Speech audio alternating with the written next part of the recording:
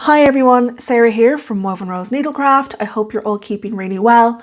I just wanted to quickly introduce my next project, the project that's going to be stitched on this channel in the month of May. And when I say the month of May, I mean that because I am actually planning on stitching this entire project, with one very small exception, which I'll get to at the end of the video, in the month of May, start to finish. So we'll see how that goes. I will be documenting the process on YouTube and on my other social medias. It's a mad idea, but I just wondered, I wonder can you stitch a Mirabilia in a month? And to me, the only way to find out was to give it a go. So we'll see how that goes. You might see me in a month's time crying and you know, having a bit of an emotional moment. We'll see how that goes. Anyway, the piece that I have chosen is the Lily of the Woods piece, or the Dreaming Fairy, of course by Nora Corbett. And if we read a little bit about our fairy, it says, fast asleep after prancing and dancing throughout the night. Doesn't that sound nice? This beautiful fairy certainly leads a charmed life. With dangling jewels, a glittering gown, and ethereal wings, we find her quietly nestled in a blooming tree. Usually planning parties with her fairy friends and crafting fanciful gifts for them out of blossoms and magic treasures, this is one of the few moments you will ever catch her motionless. Well, I think after all that party planning and gift making, she deserves a bit of a rest. I don't think we'll begrudge her that. So here's what she looks like. She is stitched on this beautiful olive green fabric, as you can see. And it's the fabric that we're going to actually start with when we begin to work through our materials list. So here it says, where am I going? Stitched on 32 count Laurel linen by Whitfield Imports. Of course, most of the Mirabilias, the samples are stitched on Whitfield fabric. That's fine. The alternate here is 32 count Belfast linen in olive green by Zweigart. That's the fabric that I'm going to be stitching on for several reasons. The main one being that I sell Zweigart fabric, so it's not a very big deal for me to get some of that. And also Zweigart is my favourite fabric, to be honest, and is more readily available in Europe. But whatever fabric, if you're going to stitch this piece, you stitch it on whatever fabric you can get your hands on. Stitched area 13 inches by 14 inches. Stitch count 207 by 222. So that means there are 207 stitches from the farthest point on the left to the farthest point on the right, and 222 stitches from the farthest stitch at the top to the farthest stitch at the bottom. Stitched 2 over 2, so 2 strands of DMC over 2 strands of the fabric, standard for your 32 count linen. DMC floss blends are 1 strand each. So this information here, the 32 count, the 207 by 222, and stitched 2 over 2, that's the information that we're going to take now to figure out the size of the piece of fabric that I'm going to need to work my project on. So as always, when calculating my fabric size, I like to pull out my little whiteboard here, and we're going to start by looking at our fabric count. So we're stitching on 32 count linen, but we're stitching over 2 strands of our thread. So that means that although there are 32 holes per inch, we are only stitching into every second hole. So that means that if we divide 32 by 2, we get 16. So we're stitching into 16 holes per inch, and that will mean we have 16 stitches per inch. 16 stitches per inch. That's a bit of a tongue twister. We also know that we have 207 stitches from side to side and 220 stitches, 22 stitches from top to bottom.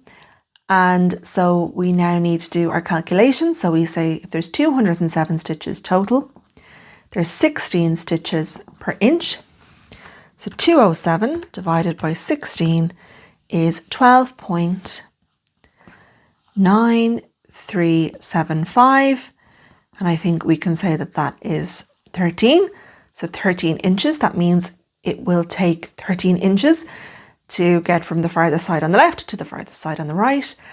And if we do the same with our other measurement, 222 I should say, divided by 16, 222 divided by 16, 13.875. So we can call that 14 inches. And if we take back out our chart, we'll see that indeed it says stitched area is 13 inches by 14 inches. So our stitched area, that's the area covered by the cross stitch, is going to be 13 inches this way and 14 inches this way. However, the stitched area is not the full picture because we also need excess fabric for the border and excess fabric for the framing. So the border is the fabric that runs around the edge of the piece between the cross stitch and the frame. So obviously when we stitch most cross stitch, we don't have the actual cross stitch meeting the frame. We have kind of a buffer zone, if you will, running around the edge just to make it look more balanced. Of course, the exception to that is when we're stitching full coverage. The framing then is the fabric that we need to pull around our foam board or whatever we're using to frame our piece at the end, to secure the piece and then to allow for our lacing. So I think it's pretty standard practice to say 2 inches for the border, 2 inches for the framing, and so 2 plus 2 is equal to 4 inches total. And that means that we need 4 inches excess on the top, 4 inches excess on the bottom, 4 inches excess on the right, and the same on the left. So now we need to add that onto our stitched area to get the total size that our piece of fabric needs to be. So 13 inches, this is width now we're talking about, so from the side to the side, 13 inches plus 4 inches. However, we have 4 inches here and 4 inches here, so that's 2 lots of 4 inches. So of course that is 13 inches plus 8 inches, and that is 21 inches. And then the same for our height, 14 inches plus 4 inches, and again 4 at the top, 4 at the bottom, so 2 lots of 4. 14 inches plus 2 fours is 8, and 14 plus 8 is 22 inches. So the fabric needs to be 21 inches by 22 inches, and that's in order to accommodate the stitched area, the border, and the framing. So our fabric needs to be 21 inches by 22 inches. However, in Europe, we generally buy our fabric measured in centimetres. So I now need to convert our inch measurements into centimetres, and I know that 1 inch is equal to 2.54 centimetres. So again, we're taking out our calculator and we're going to say that 21 multiplied by 2.54 is 53.34. 22 multiplied by 2.54, that's a very dodgy looking 2.54 is 55.88, and these are centimetres now that we're working in. So our piece of fabric needs to be 53.34 centimetres wide by 55.88 centimetres tall. Now, most retailers, including ourselves, sell their fabric in predetermined sizes, and this is just to make the most of the fabric as it arrives from the manufacturer. So the smallest piece of linen, 32 count linen, that we sell is 50 centimetres by 70 centimetres. The next piece would be 100 centimetres by 70 centimetres. This piece is, of course, a lot more expensive than this piece. But is this piece going to be big enough? Well, our 55.88 will fit very nicely into our 70. Our 53 point, so we can say the 70 is fine. Our 53.34 is a little bigger than our 50. So will it fit or won't it fit? It's only 3 centimeters. And I did say earlier that the excess fabric we've allowed of 4 inches on each side is pretty generous. And therefore I'm going to say that it's going to be fine. So I'm going to say yes to that. Bearing in mind that I won't have the full 8 inches excess from side to side, and also being very vigilant that when I get my fabric, or in my case, cut the fabric, that I will secure the edges straight away to ensure that the fabric doesn't begin to fray back and that I'm not losing any fabric from the raw edges, because, you know, when you're pretty tight on space here, you know, you don't want to be wasting any fabric at all. So I'm going to say that that's okay. I don't personally, for the sake of 3, not even 3.5 centimeters, I don't personally want to go into a much bigger piece of fabric, because then we're dealing with a lot of excess and basically a lot of waste, and that's not really what I want to do. So I'm going to say it's fine. If you find yourself in this situation with your piece, that you're very tight on your measurements here and you're kind of between 2 sizes, look, you're just going to have to kind of have a think about it and see what you want to do. You don't want to find yourself in a situation where you're running out of fabric.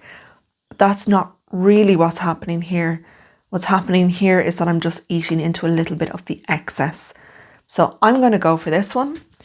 I'm going to go for the 50 centimeters, by 70 centimeters. But again, you really do have to call that one for yourself. I've just taken out the sewing machine here because we're going to edge this fabric. But just before I do that, a very quick word on sewing machines. If you are looking for a sewing machine and maybe you just want to do very simple things, or you even just want to use it to edge your cross stitch fabric, definitely look on secondhand websites. So I got this Janome machine for €30, which is, not sure, maybe $40 US, a little more. On a secondhand website we have in Ireland called Adverts, and I went down to Cashel in County Tipperary, which is about a little over 2 hours from where I'm from, and also is the town that gives its name to Cashel fabric. So there you go. But anyway, beside that, I got this machine for €30, and the point I'm trying to make is, if you are looking for a machine, you don't need it to do all the bells and whistles. Look at secondhand sites and look particularly for mechanical machines. So you'll see here, there's no screens, there's no computerized parts. It's just a really solid, well-made mechanical machine. And if you buy one of these secondhand, you get it for a really good price, and it's maybe giving you a little bit of trouble. Often what's wrong with them isn't actually that difficult to fix yourself or by bringing it to someone, because it is just mechanics. So when I got this, it had a little problem with the tensioner discs, and I fixed that myself, and it was super easy. So if you are looking for a sewing machine, that's what I'd say, rather than going out and buying a big bells and whistles one with screens and programs and all these kinds of things that, one, may set you back a lot of money, and 2, may actually give you trouble and be quite difficult to fix when they do give that trouble, because often it comes down to like computerized parts that have failed. Keep your eye out for a good, solid mechanical machine. This one in particular, these are actually very expensive. They're about €500 to buy new, and I got mine for €30. 2-hour drive down to Cashel, best money I ever spent. So that's what I will say about sewing machines. So I have my sewing machine on the zigzag setting, and I have the zigzag foot on, and I'm just going to run a very simple zigzag stitch down the length of my fabric now.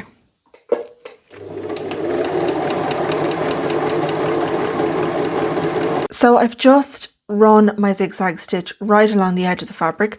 I have to be honest, it's not the neatest job I've ever seen, but it's going to do its job. I am sorry, I'm standing right beside a window and it has completely washed the colour out of the fabric. The colour looks grey in the camera, and in fact it is a beautiful green. Now what am I trying to find here? I'm trying to find the selvage edge, because again, for the benefit of new stitchers, there's absolutely no need to put the zigzag along the selvage edge, because that is a finished edge comes like this from the manufacturer. The orange line here is signifying that it's Zweigart fabric, so you don't need to worry about this selvage edge. Now, the reason, again, for newer stitchers, the reason that we edge our fabric is to prevent fraying. So you can see here, there's already some threads coming out of the fabric, and that will continue to happen. And eventually it will start taking, rows of threads off the edge of the fabric. So we do need to treat it in some way to prevent that happening, especially when it is linen. You can use a sewing machine. If you have an overlocker or a serger, that's even better. If you don't have any of them, you can do this by hand, using a simple, maybe a blanket stitch or running stitch, just anything to trap those little threads running along the edge. And a lot of stitchers, as I've said before, do use masking tape, and that's their preferred method. It's not what I would use, but a lot of very experienced, very, very good stitchers use masking tape, and it doesn't really matter. I mean, it does leave kind of a sticky residue along the edge, but what does that matter, because the edge is going to be out of view anyway. So once we have our fabric sorted, the next step is, of course, to get our threads in order, starting with our DMC. Quite a few codes here, not as many as it may first seem, because a lot of these are blends. So if we look at, and again, I'm saying this for the benefit more so of the newer stitchers, if we see the two colours beside each other, it means one strand of each. So this symbol is saying 2 strands of 501. This symbol is saying 1 strand of 501, 1 strand of 3750. So that's what it means when you see that. And then if we go over here to our 3031, again, this symbol means just 2 strands, normal cross stitch. And this symbol, the kind of, I was going to say a backwards 3, but that's not a backwards 3, that's just a 3. Then it's 3031 half stitch. And so we would just be working the bottom leg of the cross stitch in that particular case. So I keep my threads on Annie's Keepers, my DMC on these Annie's Keepers, which I absolutely love. To use these, you basically take your new skein of DMC, find the big label with the code on it, find your loose end, pull, and it will start to unravel. And then I measure out 8 lengths of 1 meter long. So each length is obviously 1 meter. And then I attach them to these little plastic tabs, arrange them in my filing cabinet. I've shown all of this before. And then I put them on the project slides for the projects as I need them. Again, if you're a new stitcher, please do not go out and start buying these expensive thread storage solutions. This, I think, set me back around €200 in all for the whole system. I absolutely adore it, but it's not something that you need. Bobbins are fine, or if you want to keep your thread in little floss bags or whatever way you want to do it, that's absolutely fine, but this is just how I do mine. So I have the first lot of threads here. I have the second lot of threads here. So again, obviously a lot of these kind of yellows and greens for her dress, and then little touches of the pinks here, and they are more so for the little flowers. So that's our DMC, nice and simple, and we're ready to move on now. Next material I would like to talk about quickly is Kreinik. So if we look at our materials list here, it says Kreinik metallic thread, very fine, number 4 braid 1 strand, and then it lists 5 codes. Just ignore this bit at the bottom. That's just telling us to mix 1 code of our Kreinik with 1 strand of cotton, but the actual Kreinik, there are 5 codes here. So if you are new to stitching, maybe you might be wondering, what is Kreinik? Kreinik is basically this stuff. It's a metallic thread. So unlike our stranded cotton, which is of course made of cotton, this is made of polyester and nylon. So basically plastic. And that's why it is shiny. The newer Kreinik is coming on these cards. The older Kreinik came mainly on these kind of spools here. So depending on who you're buying your Kreinik from, yours may come on a spool, in which case your code and your number 4 are on the bottom. The number 4 here refers to thickness. So your chart will specify what thickness of your Kreinik that you need. Number 4 is pretty common. Do try and make sure you get that right, because if your thread is too thick or too thin, it may not look quite right. So number 4 is your thickness, and then the 02 HL is referring to the actual colour. HL, when it comes to Kreinik, just means high luster, so extra shiny. Don't worry too much about that. And then here on the newer one on the card, here's our number 4. And then down here, the 4 is referring to this number 4. And then there's a /, and then there's code 24, which is our colour code. Hope that all makes sense. So I have my Kreinik. I had to buy these for this project. So my Kreinik is the newer Kreinik on the card. Why is the newer one on a card? Because the people that own Kreinik actually decided, gosh, was it a couple of years ago, to close their business. I believe they wanted to retire. And so Kreinik was sold to another US company that makes metallic threads called Rainbow Gallery. So Rainbow Gallery had their thread on these cards, and so they are now putting the Kreinik on the same cards. So that's why that is. So here's our Kreinik. Now, you may remember that I said that there's 5 Kreiniks listed on our chart, and I am showing you 2. And I'm going to tell you why that is now. So when Kreinik was sold to Rainbow Gallery, there were a few little production issues that arose, which is to be expected. And there was a period when it was actually very, very difficult to get any Kreinik, especially in Europe, because this stuff does come from the US. That is starting to pick up, and the Kreinik shortages are becoming less and less of a problem, but it is not completely solved yet. And a lot of retailers still don't have a full stock of Kreinik. And this is the issue that I ran into, that I could only manage to get 2 of the 5 Kreiniks that were on my list. So what I did was I went on to Rainbow Gallery's website, I downloaded a conversion chart, and I had a look to see what they recommend as the substitute for the Kreiniks that I couldn't find. So again, if you're new to stitching, petite treasure braid is equivalent to number 4 Kreinik. So in terms of thickness, if you have number 4, you want petite as a substitute, but they will tell you this on the conversion chart. So for the Kreinik 23, which is a very light lilac colour, this was the substitution recommendation. So petite treasure braid number 12. It's not exactly the same, but it's the closest that they had. And then for the Kreinik 3228, which is kind of a dark gold colour, they recommended petite treasure braid in number 26. So that leaves 4. And the 5th Kreinik on the list was 198. And for 198, they recommended nothing. It just wasn't on the conversion chart. And I think that's because if I show you the actual chart here, the Kreinik 198 is this very pale, minty green. Oh, it's so hard to describe. It's like an aqua minty green, very, very pale, weirdly kind of translucent colour. It's a really unique colour. And yeah, I'm not that surprised that there wasn't a treasure braid to match or to substitute that in. So here's what I've done. I've picked out 2 DMCs.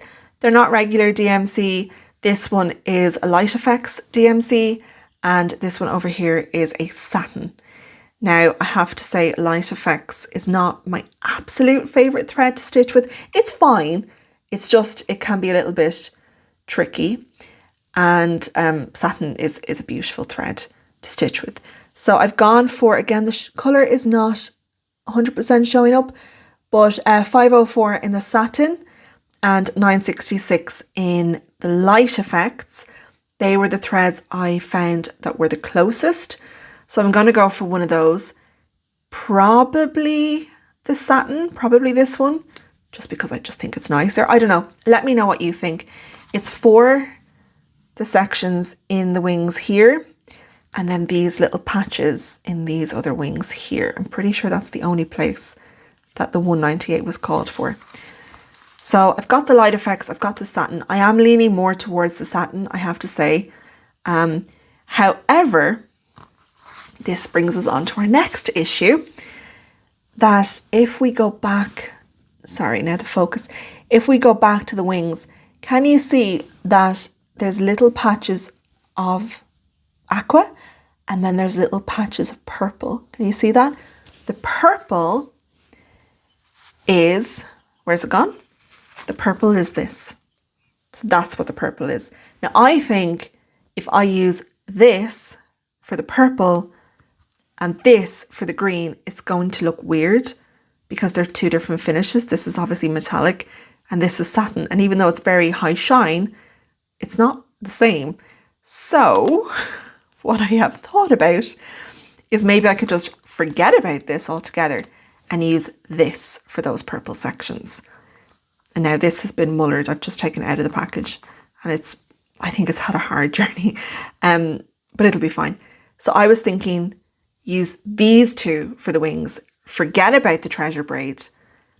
Would that look better? I think that would look better. I don't know, if you're watching this soon after I've uploaded it, yeah, I would love if you just tell me what you think, because I'm just a little bit lost and this is the best solution I can come up with. It's not ideal, but it's also not the end of the world. So I think they would look quite cool. It's really just for these bits of wings here. The rest of it is using a different thread. So that's what I think I'm going to go with. The two of those together, and then just forget about the light effects and the treasure braid. But yeah, let me know what you think. So now we are on to the part of the materials list that I personally find the most exciting, and that is our beads. So these beads are from Mill Hill. Mill Hill is a company based in the United States, but most of the beads are actually made in Japan, and they are these beautiful glass beads.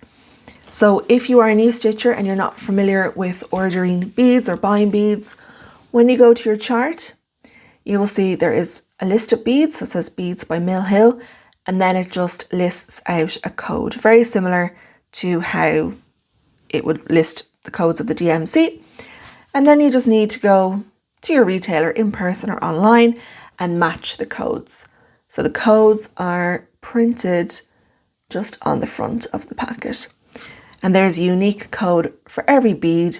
And even in the case where the beads are the same colour, but in different sizes, they will have a separate code. So there shouldn't be too much confusion. I find sometimes the Kreinik and the Petite Treasure braids, they can become a little bit confusing, but the beads, I think the numbering system they have is very user-friendly. So here we have 8 packets of beads. There's actually 9 beads on the list. There was one I just wasn't able to get hold of, which is the smaller glass seed beads in kind of a chartreusey colour, something a little bit like this. But I am hoping to be able to get hold of it before the end of the project. Beading is something that many stitchers, including myself, would do at the very end of the project, so I have a little bit of time to play with. So we're using 3 different sizes for this piece. The first size is your regular seed bead, 2 of the more kind of regular version, 1 antique and 1 frosted. Don't worry too much about these terms, antique or frosted. It doesn't really matter, it just refers to the finish of the bead, but they are all the same size. And then in this particular piece, we are going to be using some of the slightly larger beads. So these are the size 8, and these ones are kind of almost like a frosted finish, but with a metallic coating in the center of the bead. And then the number 6 are larger again, and these have a beautiful kind of a frosted finish, but a little bit similar to these ones, but even more kind of frosted, and these ones are my personal favorite. So there are beads. Like I said, I have 1 more to get, and now we're just going to move on to how we would attach the beads to the project. So if you are new to beading, I would really recommend that you invest in some beading needles. You can use regular cross stitch needles for beading. However, some of the beads, the center of the bead will be too skinny for the actual needle, so you could get into a bit of trouble. Beading needles are, I have one here. They're these very long, very skinny, flexible needles. I don't know if you can see that. It's probably not going to focus on that. Very long, very skinny, very flexible, sharp. They do have a tendency to break if you manhandle them too much. So I would say just keep these for your beading and don't try and use them for any other type of stitching. But they're very, very thin, and that allows them to pass through the center of the bead easily. So that's our beading needle. And the ones I have here are DMC, but all the big needle manufacturers make beading needles. And then to attach the bead, I like to use this stuff. This is a nylon thread called Nymo, particularly used or particularly kind of sold for beading. You can get it on a spool like this, or you can get it on a bobbin like I have here.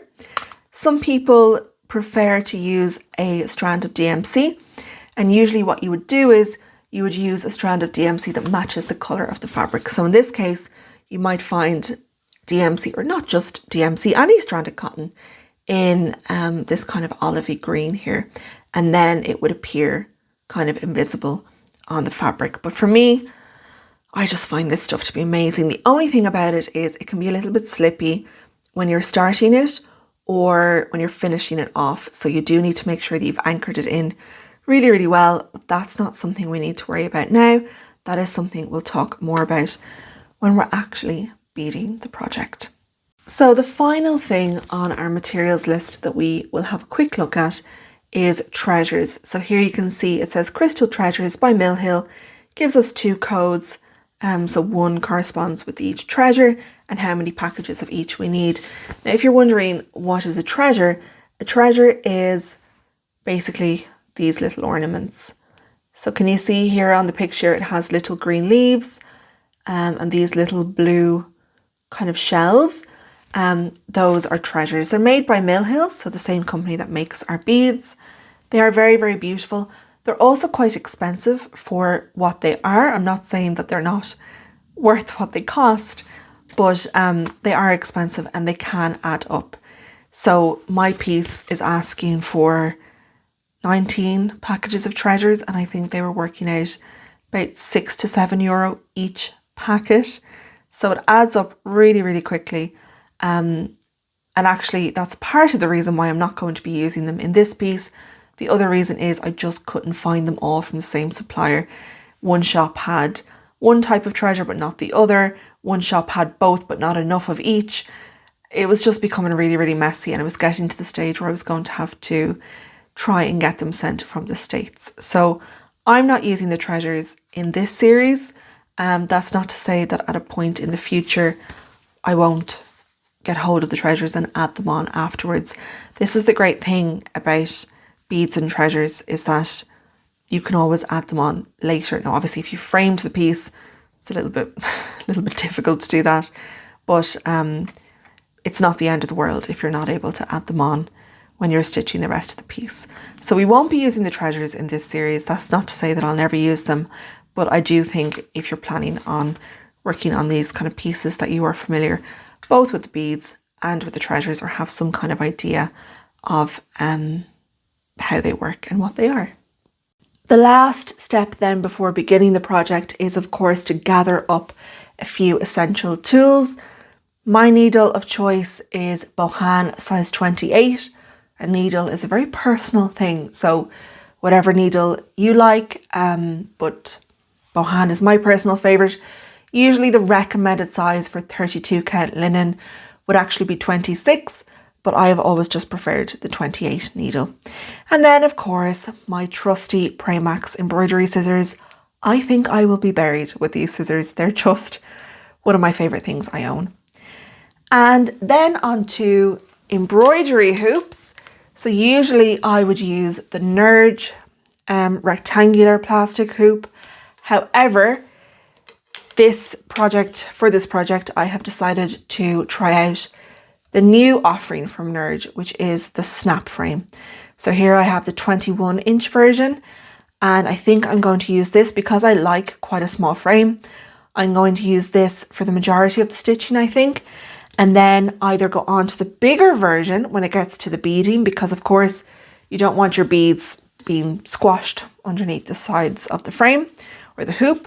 So I'm either going to use the bigger 29-inch version when it comes to the beading, or I might just use the smaller version and pop on the extension rods, because, you know, to give me enough space so that there's no part of a section that's already been beaded that is being squashed underneath the sides. So they're kind of the essentials. And then also I do have my old favorite silicone cable ties that I like to use to tie up my fabric. I don't actually know if I'm going to need these because the piece of fabric isn't enormous, but I like to have them just in case. People ask me where you buy these. You can just buy them online. They're usually sold for like tidying up electrical cords in your house or tidying up wires in your house.